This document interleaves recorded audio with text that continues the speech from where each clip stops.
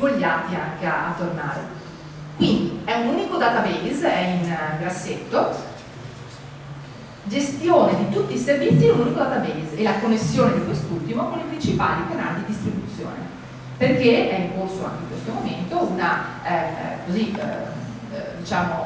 opportunità di legare l'IMS anche a Booking, anche ad altri canali già più importanti. Non è che vi diciamo non andate là, ovviamente, no? Perché ripeto, è utile essere da quella parte, ma è molto utile soprattutto visto quello che ci ha insegnato il Covid, penso, no? Quanto importante sia il territorio.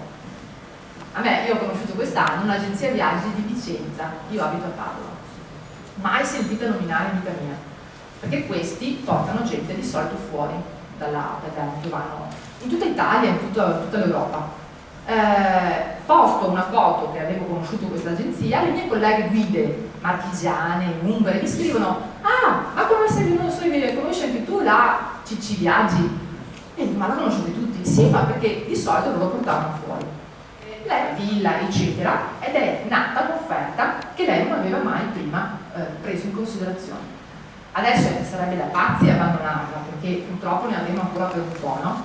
E ha conosciuto comunque che i propri vicentini non conoscono Padova, non conoscono Chioggia, non conoscono Treviso, quindi ha creato una nuova domanda e quindi una nuova offerta.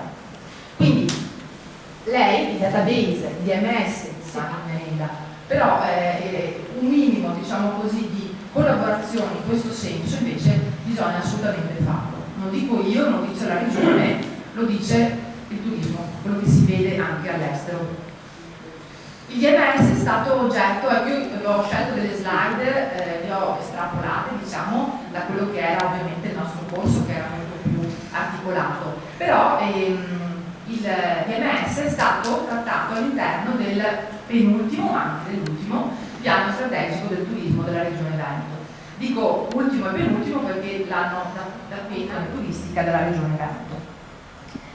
Ho messo vediamo se riesco subito ad aprirlo così, un link perché va proprio a quell'osservatorio del turismo che vi accennavo prima, così vi do subito una cosa pratica se si collega, ok? Da guardare. Eccola qua. Allora, questa è, se guardate in alto c'è scritto osservatorioturismoveneto.it, questo è il sito, lì trovate tutti i dati aggregati. Ah no, non si vede, aspetta. Ah, ok. I big data non sono il mio campo, io li leggo solo, nel senso li leggo già nei grafici possibilmente, perché non è proprio il mio. Ecco, OTRF, questo qui in alto è l'Osservatorio Turismo Regionale Federato. Ve lo faccio vedere, per esempio l'avevo, mi arrivavano ogni tanto questi PDF di report dei dati, arrivi, le presenze di luglio, agosto, eccetera. Ecco, invece di avere la newsletter non ce l'ha già qua. Quindi qua ci sono tutti i vari bollettini di statistica che la Regione va a produrre da sola, report analisi Veneto, analisi nazionale e internazionale ed anche trend futuri.